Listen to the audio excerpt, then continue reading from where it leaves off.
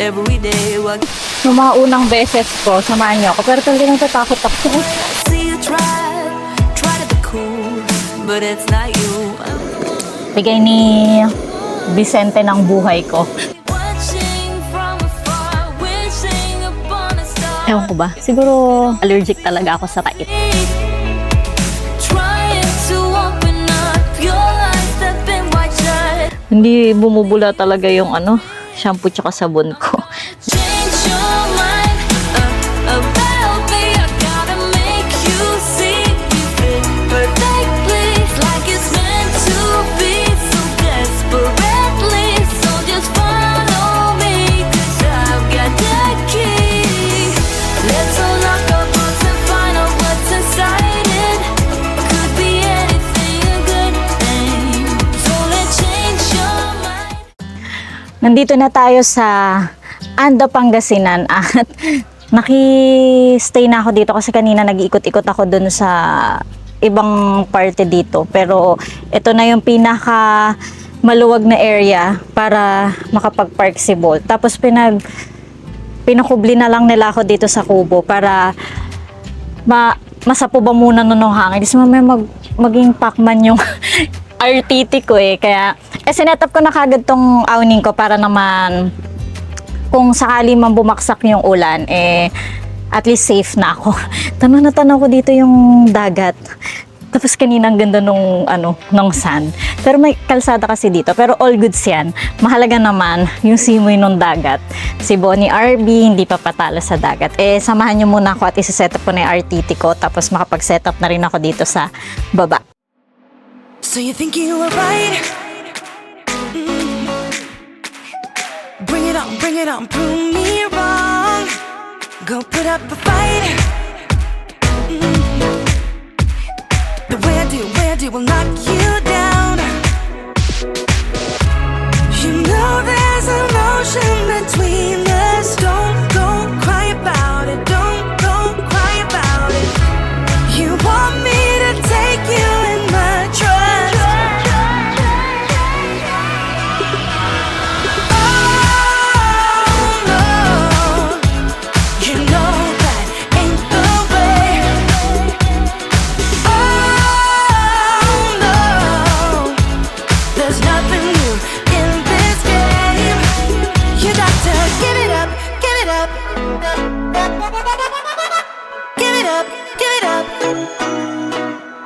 I'm wearing you out. Keep on keeping on every night. Way up in the clouds. The way I do will knock you down. You know there's emotion between us. Don't go cry about it. Don't go cry about it. You want me to take you in my trust. Oh no, you know that ain't the way. Oh no, there's nothing new in this game. Ayan guys, natapos na natin ang ating setup. Laki talagang tulong na tong mga, ang tawag dyan nga ulit, nakalimutan ko na kung tawag dyan basta yung mga panabing ko, ganyan. Kasi pag mga ganito yung spot, nafe-feel ko pa rin yung privacy. Tapos parang ang luwag ng area. So, ayan na, diba? Ang cozy. Iba talaga pag yung feels nandito sa Pangasinan. Tapos dito tanaw na tanaw ko yung dagat. Yan, ganda.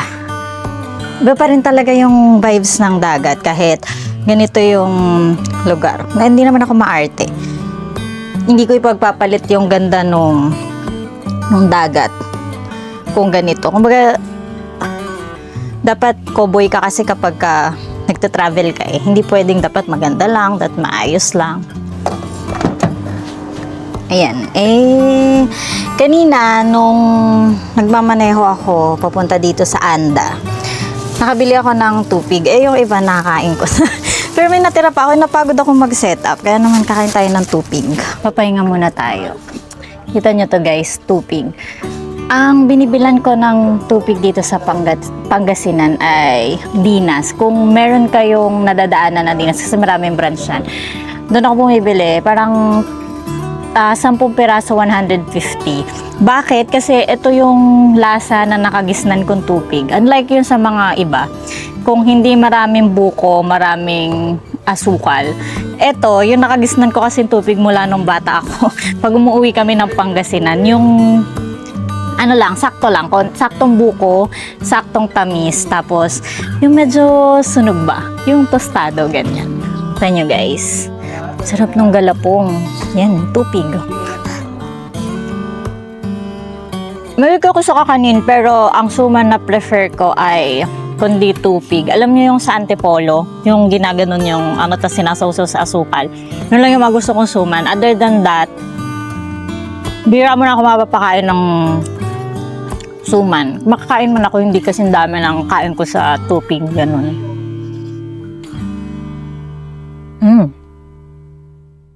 Ano guys, sabi sa inyo, hindi maraming buko eh. Ang sarap. Ang haba kasi ng biyahe ko, imagine na ninyo, papunta dito. Dulo na kasi na Pangasinan to. Ilang oras din yun? Kulang-kulang 7, 8 hours, mga ganon. Pero okay lang. Ito kasi yung parte ng Pangasinan na to. Bihira yung may mga turista. Pero, yung beach na to, yung Tondol, madami ditong tao kapag weekends. Pero more on local. Hindi siya yung turista talaga. Ang ganda kasi ng dagat. White beach.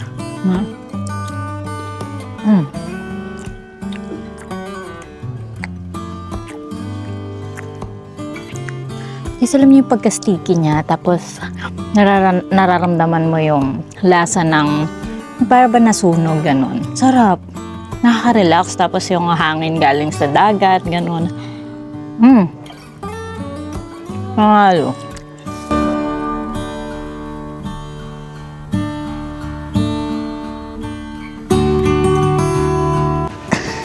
Dahil natapos na tayong kumain ng tupig, ganda ng ano dito. Ito yung sasabi ko sa inyo guys, o kalsada.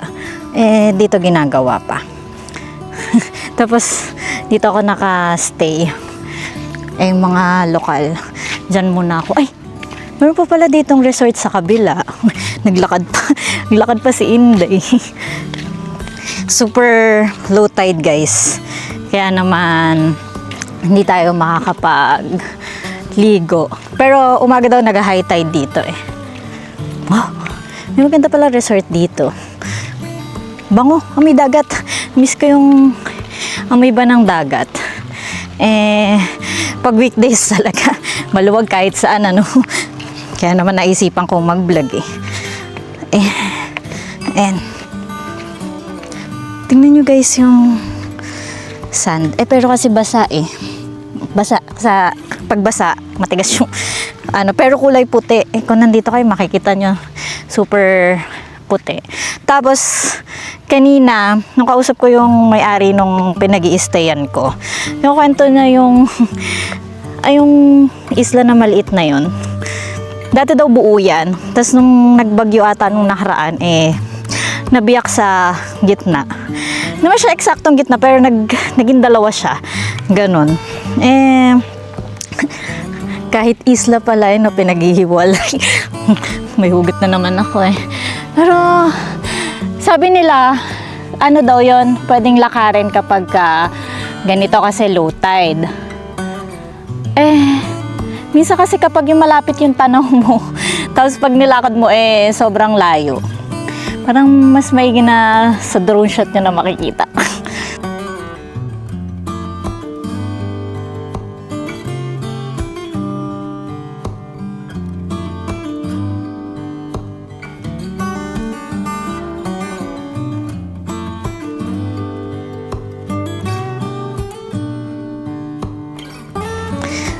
Dahil low tide.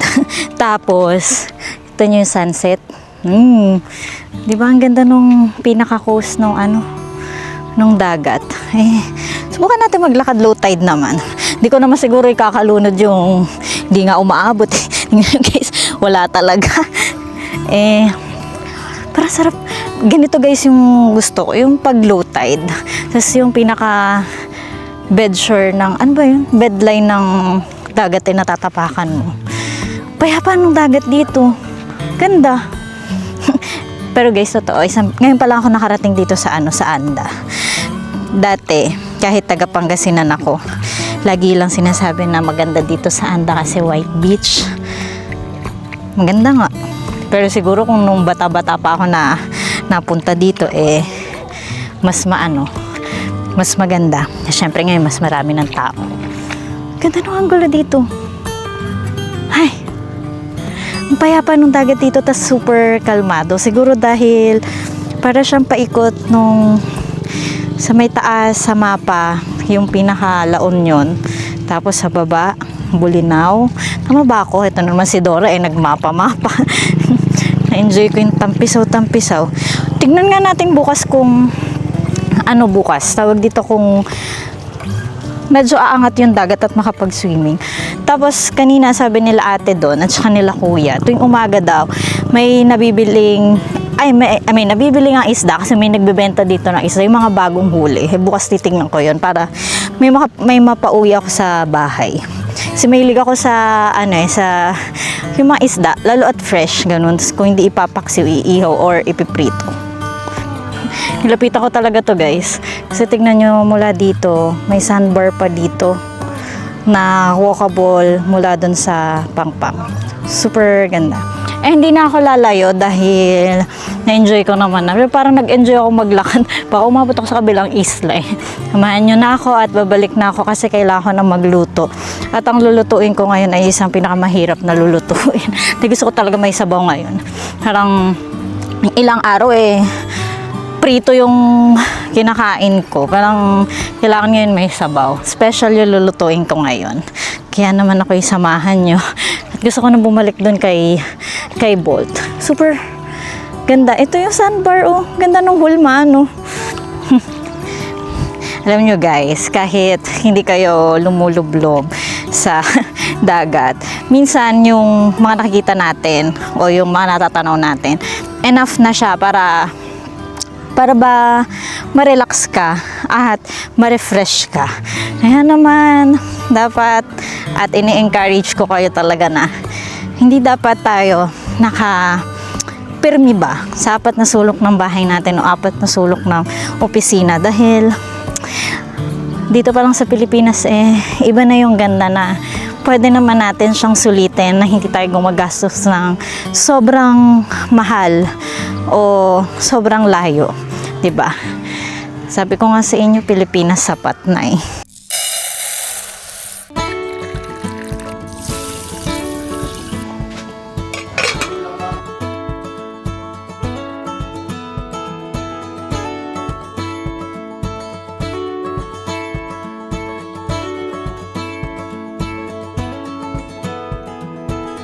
It's been a long, hard season. I'm feeling weary to my bones. I guess that's my reason. I've packed my bags and now I'm gone. Somewhere between the sun and the deep blue sea. That's where you find me. Tender red, flat out on a beach bed. That's where you find me. Working on my fishing skills in a little boat that I rent. Ain't got nothing but time to kill.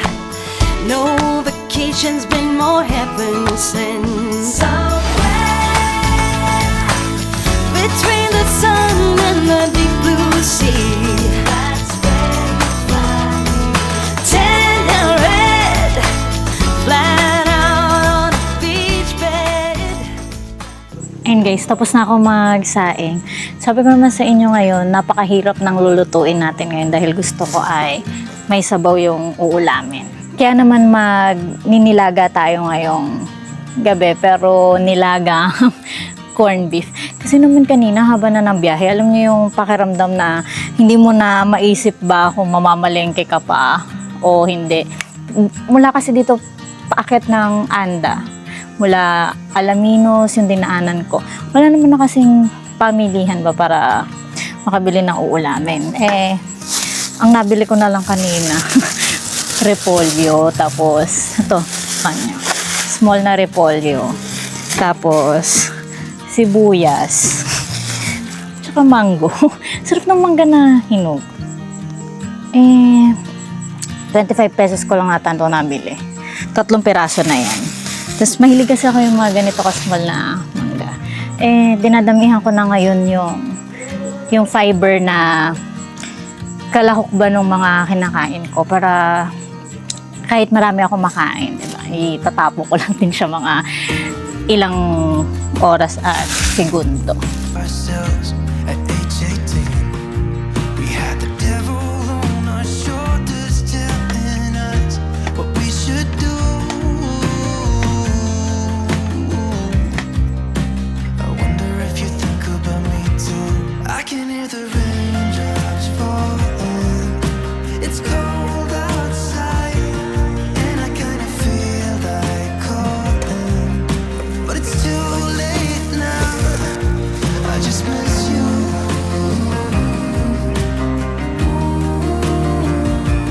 I just miss you.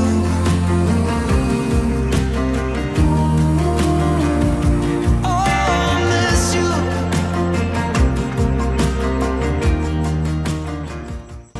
Ayun guys, at ngayon ay matas na tayo mag-prepare ng ating i-dinner. So, perfect na ang ating rice. Hindi talaga ako nakakagawa ng camper rice. Perfect na siya. Tapos, yung nilagang corned beef. Ay, guys, achieve tong nilagang corned beef ko. Tapos, yung mango na tig 25 ko nabili kanina sa daan ay ito yung kainin ko mamaya as dessert. Tapos mag-water na lang ako.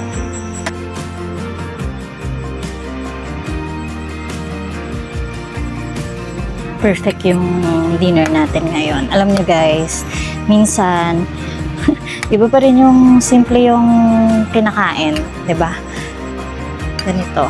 Okay na kasi ako ng ganito lang. Parang nung mga nakaraan kasi laging masarap yung kinakain ko. Nakakasawa. Yung masarap na literal na ulam ba? Ganon. Tapos minsan hinahanap ng panlasa ko yung mga ganito lang ba kasimple na pagkain. Tapos naisip ko, dahil kapag nasa work ako or nasa normal na buhay ako, ganun yung mga kinakain. Kasi naisip ko, pag camping mga ganito na lang kayo, yung mga mabibilis at instant na lang, or yung talagang kinikrave na ba nung aking panlasa. Diba? Testingin nga natin. Lagyan ko to kanina ng kayin kasi parang gusto ko na medyo maanghang ba. Tapos asin lang, tsaka paminta.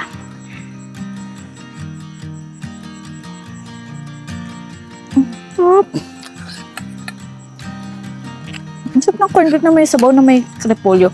Siguro mas masarap to kung petsa yung nilagay. Kanina dun sa pinag-anuhan ko pinagbilihan ko, wala silang bawang. Kasi nung oras na late na rin naman kasi. Tapos ganap akong petsa wala na. So repolyo na lang yung available. Ang malagyan ko sa yote yung corned beef. Ang sarap.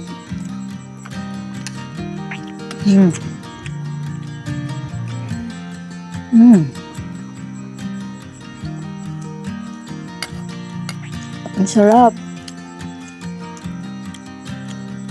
Guys, ako, mapasimple o magarbo yung pagkain. Basta pagkain. Nitake ko yun as blessing. So, kung ano yung nakahain, ayokong umarte, ganun. Ganun ako pinalaki ng magulang ko at ng mga lolo't lola ko. Tapos natandaan ko pa nung bata ko, pag hindi ko gusto yung ulam, ang pinapaulam sa akin ng lola ko, yung bagoong isda, tapos pipisan lang ng kalamansi. Tapos talo-talo na yun, tapos mainit na kanin.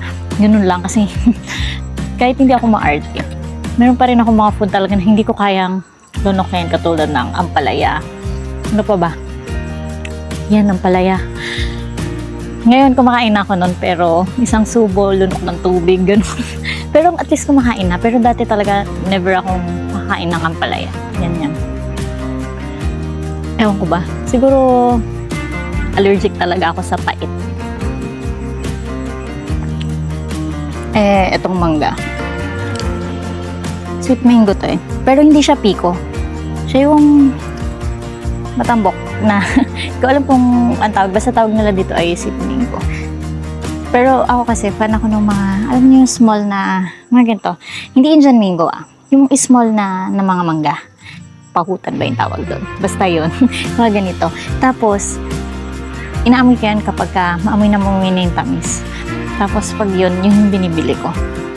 Sumilig ako sa sweet mango. Bira yung makapag ako ng, ang tawag sa ganon, yung maasim na mangga. Pero yung ripe mango, favorite ko to kahit saan. Kapag nasa mall nga ako, alam niyo ba, dumadaan ako. Kasi mag-milk tea ako, yung prutas na shake, yun yung binibili ko. Tapos mango lagi. Tapos may milk, gano'n. Ang tamis. Ang sarap na mango. Hindi ko alam kung matatakam ba kayo o ano, pero ako talagang sarap. Iba yung tamis niya. Ang sarap.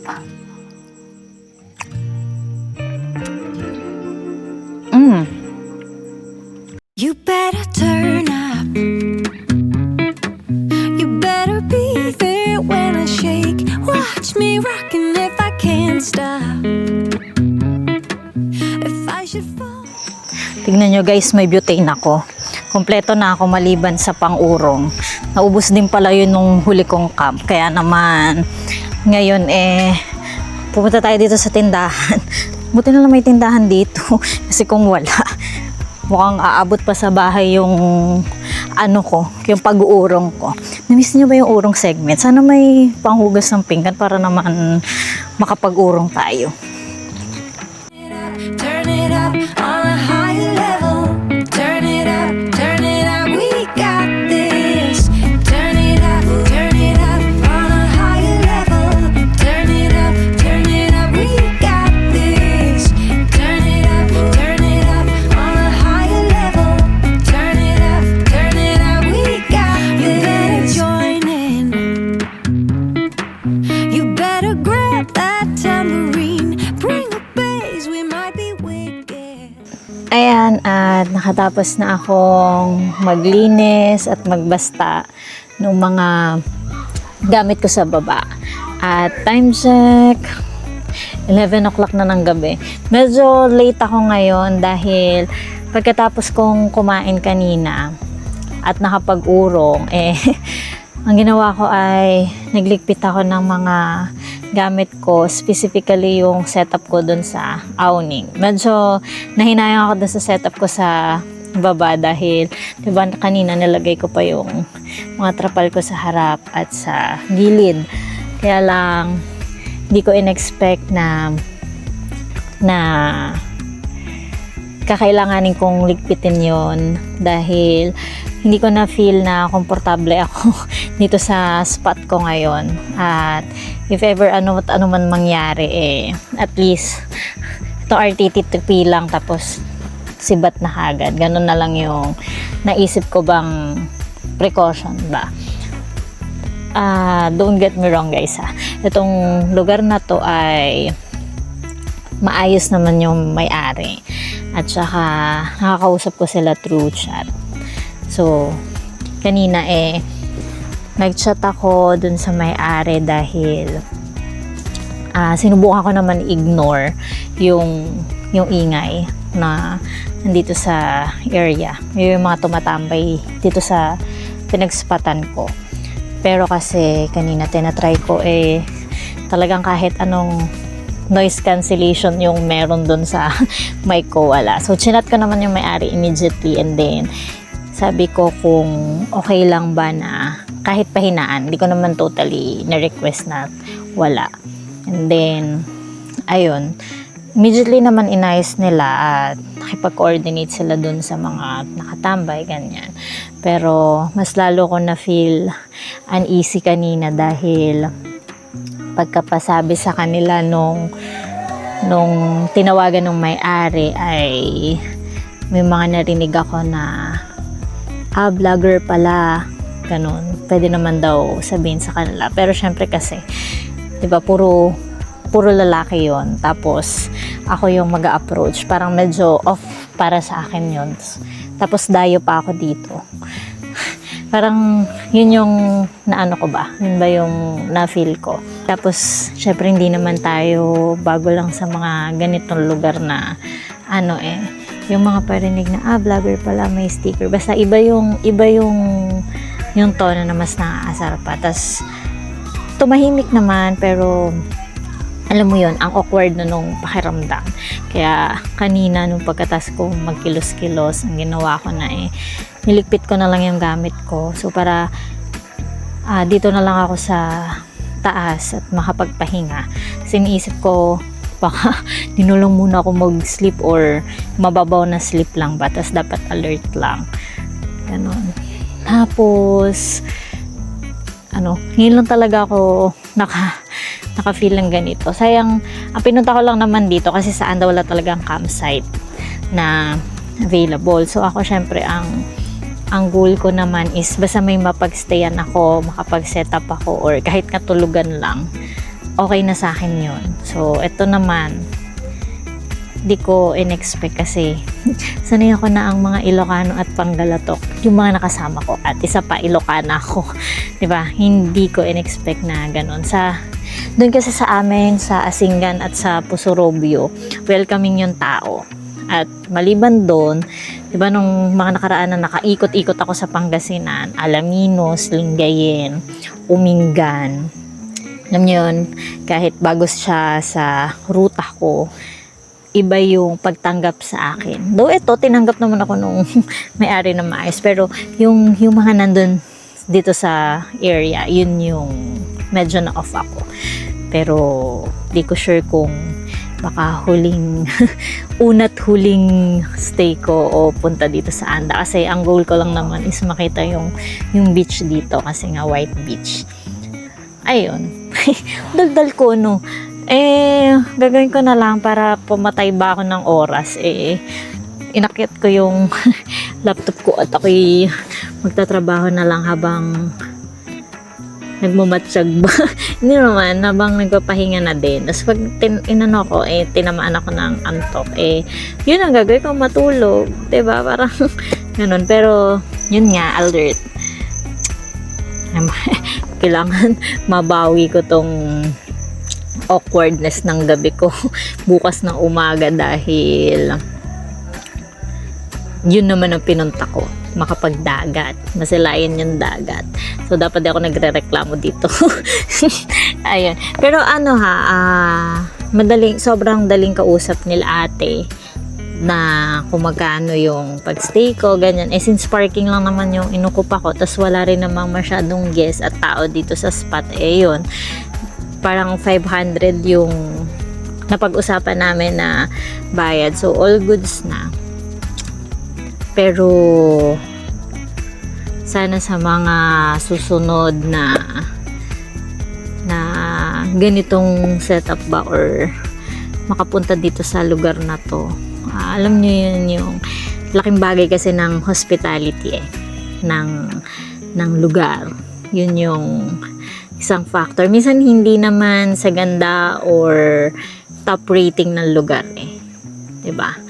Minsan gumaganda yung isang lugar dahil sa mga taong nandun sa loob ng lugar, diba? Pakikisalamuha, pagtanggap, sobrang laking factor nun, lalo sa tourism.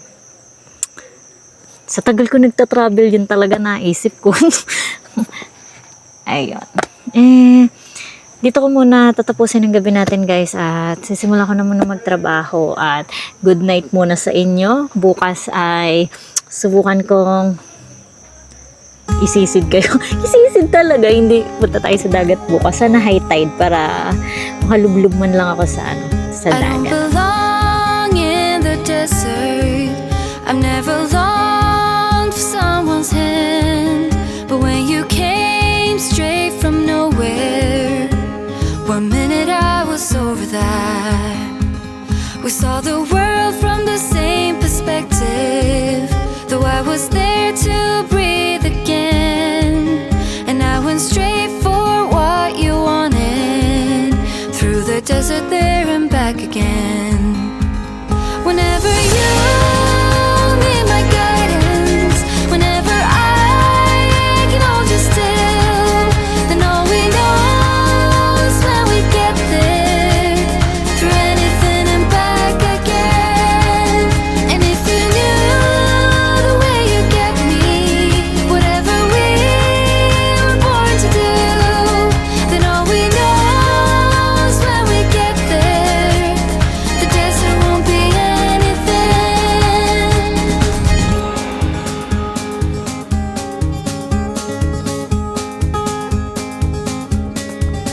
I don't have plans for the future, but now I know that you'll be there. The only one thing that matters, I'll go anywhere and back again. Right in between, middle of nowhere, feels like the only place on earth. Whenever you're there beside me, then I know we can do anything. Whenever you need my guidance, whenever I can hold you still, then all we know is when we get there, through anything and back again. Good morning, every guys. Nagising ako dahil liwanag na eh. Tapos ito yung view ko ng dagat. Baliktad yung ano dito sa Anda, yung hangin. Kagabi walang hangin, tapos ngayon ang hangin naman pero presko, magang gigising ganon. Tapos tinignan ko ngayon yung dagat kasi tanaw naman dito, low tide pa din. Hindi ko alam kung ganito ba talaga yung ano ng Anda, pero parang hindi ko kaya nang maglakad pa ng medyo half nung ano para makaligo ng dagat. Tapos ang problema ko pa, aga ko daldal kaagad eh. Problema ko pa, manaligo ako kagabi. Ang lagkit nung lagkit nung tubig. Parang hindi naman siya super alat pero medyo maalat ganun. Tingin ko hindi na filter out yung tubig, or baka dahil siguro sa ground yung kuha. Eh syempre malapit sa dagat ka, mahal kaya ganun. Hindi bumubula talaga yung shampoo tsaka sabon ko. Medyo malagkit. Pero yung amoy ng dagat nakaka-refresh talaga. Sarap lang. Babangon na nga ako. Parang na time check. 7 o'clock na. Na akong magbangon. Pero kagabi kasi late na rin ako nakatulog. Nagtrabaho pa ako. Parang mga 12:30 ata or 1 na ako natapos kahapon kagabi magtrabaho. Ngayong umaga, dahil nga nakaligpit na ako, wala na yung awning ko. Magligpit na ako dito sa taas. Tapos, diretso kape na ako. May gardenia pa ako na bread. Yun na lang muna yung almusal ko, gardenia na bread, tapos magkakape ako. Tapos, tingin ko maghahanap ako ng tawag dito, tubig tabang. Laki talaga. Alam niyo yung, this kagabi, dahil naramdaman ko na siya malagit, di na ako nag-toner, ganun. Sabi ko parang hindi uubra yung toner ko. Mas lalo ako manlalagkit, kaya inayaan ko na lang na ganyan. Tanggal kati-kati na ito sa balat eh. Yung mga skin asthma tanggal kasi. Kahit di ako nakaligo dun sa mismong dagat, dun sa CR naman maalat na yung tubig na lumalabas sa grate. All goods na, amoy ko yung dagat. Bango. Ay, nako. Naglalag pa talaga ako.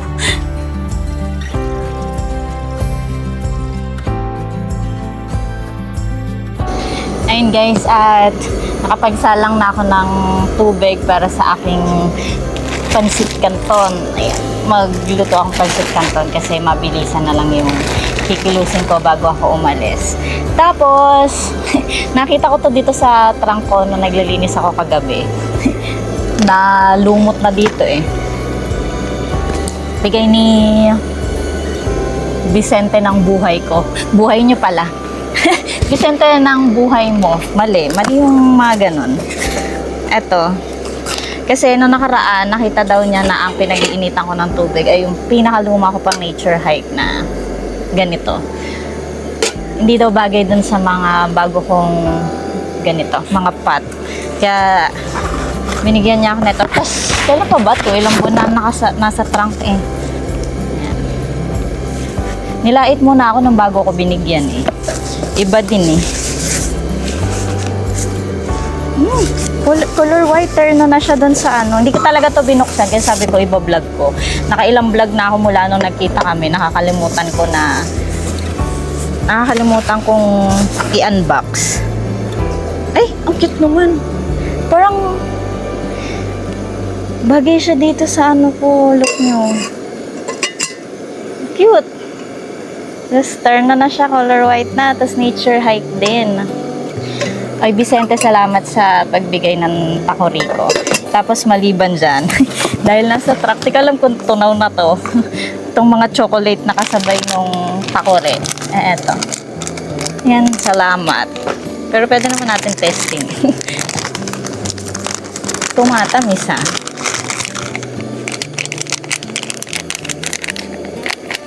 Masarap. Parang masarap. Kita nyo, hindi pa ako nag-aalmusal. Unahin ko chocolate para may energy ako.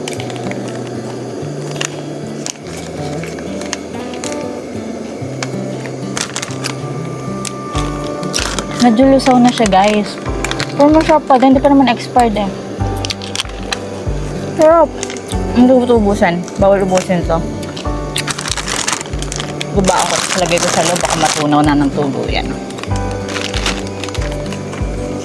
Pero ito, the best. Parang hindi ko muna ito kakainin. Alam nyo guys, mahilig ako sa chocolate na may strawberry. Panakota. Tatabi ko to. Sa mga susunod na vlog natin kainin at i-ref ko. Ang aesthetic na nung mga lutuan ko kasi terno-terno na siya. Mabilisan na lang talaga. Tapos nakapagbaon ako ng ating UCC. Ito yung kakape ko ngayon. Masaklap nito, nauna yung sugar kasi mamaya bubagsak yung energy ko nito. Pero all goods yan. Pansit canton, tapos may gardenia ako. Solve na yung agahan natin. Problema. Wala na akong tambayan dahil ito na yung gilid ko, spot ko. Tinanggal ko na talaga kagabi. Kaya naman ang uupuan na lang natin ay ito. Yan na lang yung tinira ko habang nagpapainit ako ng tubig.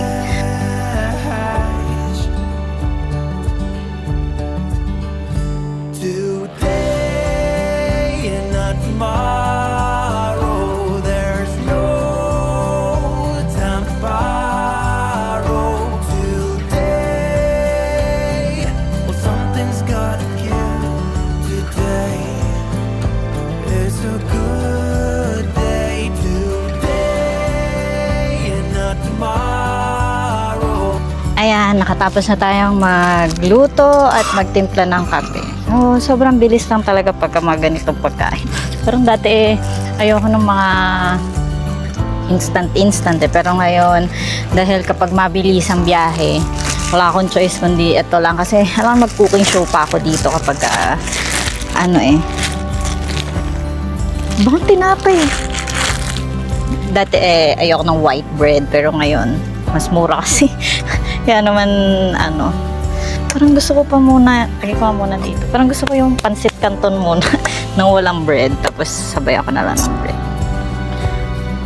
Hanggang lunch ko na siguro to kasi dinamihan ko na yung luto ko. Tapos magbe-bread ako. Tapos along the way, pag nakakita ako ng prutas, magbabay ako ng prutas.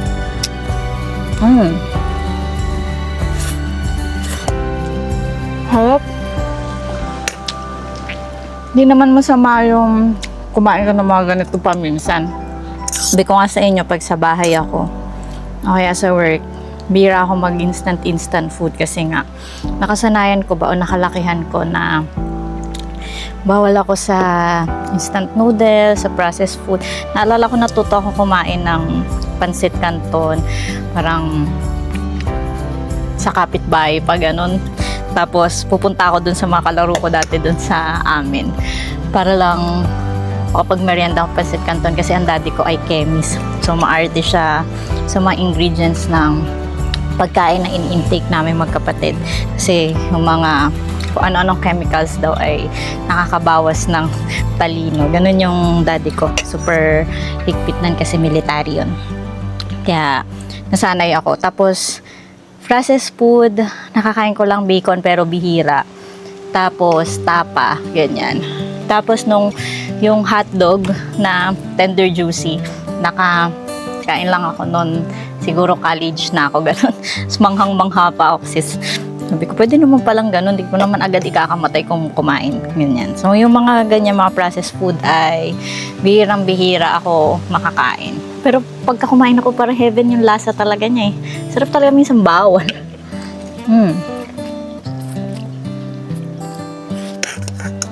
Hop. But harmony when the old one's gone under the knife, and I can feel the sun on my skin, beginning to thaw from within.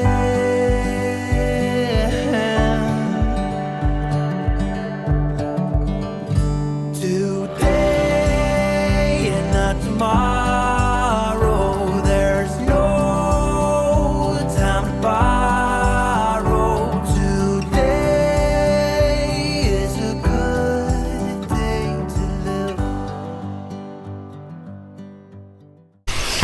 And guys, at nandito na tayo sa Tara Falls sa Bolinao. Kita nyo yung pool. Pag nandun ka kasi sa Anda, hindi ako nakaligo. Kaya hanap ako ng maliliguan. Tapos may tindaanan. So babad ba sa tubig? Ang lagkit talaga hanggang ngayon ramdam ko. Tapos kanina bago ako umalis dun sa spot natin sa Anda. Alam mo yung mineral water ko, pinanghilamos ko. Pero dito pa din eh. Kailangan mababad to. Narinig nyo ba yung aligasgas ng tubig? Eh! Tingnan nyo guys dito. Ganda. Kumuha pala ako life vest dun. Kasi nga wala akong kasama. Ito lang. Ang sarap ang padulas dito. Ganda. Meron ako napanood na vlog nakaraan na nandito sa Tara Falls. Eh, napakadaming tao. Pero ngayon eh, halos wala. At ako lang. Ay, linaw ng tubig. Kailangan, may mga kasabay pala ako, couple, kasi ako eh, solo lang. Takot ako pero mag-life vest tayo. Ano naman, hilig ko sa mga ganitong adventure, tapos hindi ako marunong lumangoy. Kaya, okay lang guys, may life vest. Tapos may babae. Picture si ate, kakahiya naman. Cute. Check pa natin nga dito. Bago ako lumublob doon. Pero dito stagnant yung tubig. Doon maganda ang running water. Ito may lamig pa dito. Nakatakot yung ilalim. Pero pagbaba ko dyan, lulusot ako sa kabilang portal.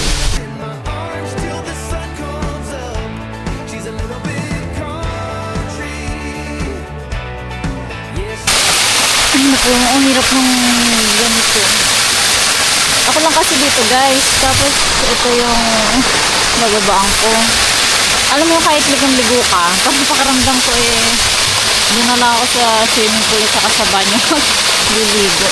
Stress ako eh. Iwan ko muna yung salamin ko. Ang hirap nung ginawa ko. Alam mo yung sabi ko eh pa-strong pa ako kanina eh. Hindi lang ako yung ganito. Kasi naman yung mga nakaraan naalala niyo sa saan nga ba yung Cavite ako na ganito. Mababaw kasi yun. Tapos Madaming kapitan. Hindi ko alam kung madulas to. Eh, may mga fish pa dun, oh. May mga fish. Ang ganda naman dito. Pero hindi ko alam kung bababa. Samahan niyo ako.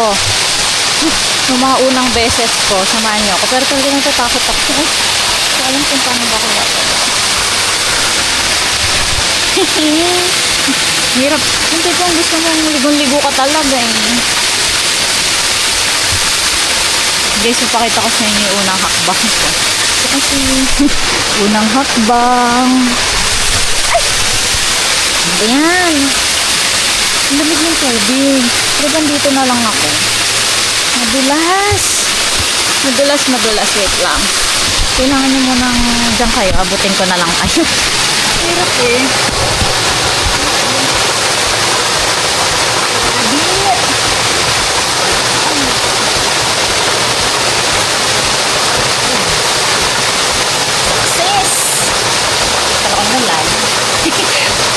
Kala ko ang lalim, hindi naman pala. Tapos maliligo lang naman ako. Pero ba't ganito? Ah! Gusto mo, sabi mo, adventurer ka eh. Ano ba ka? Ito na makita. Tignan nyo daming mga isla. Lugin nyo nga.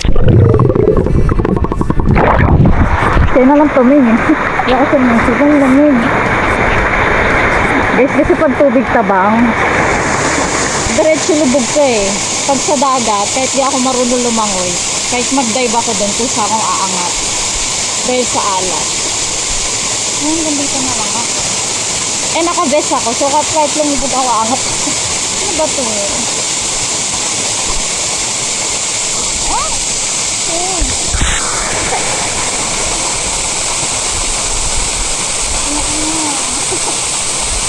Iyak ako.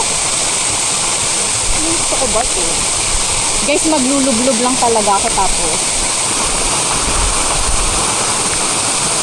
Guys.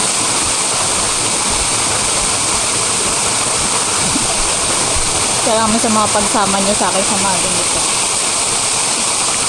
Hanggang dito na lang yung kakayanin ko. Sa tanaw ko talaga dito. Malalim mo, wala na akong makitang bato.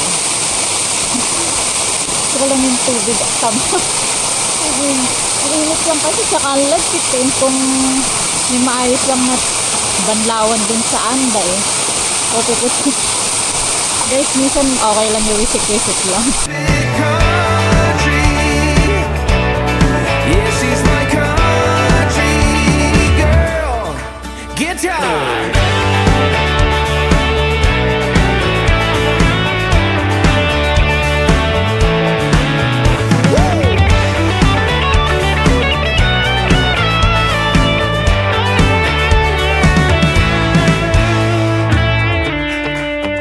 Yeah.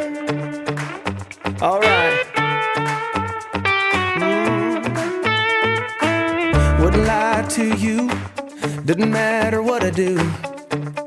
She's got a hold on me.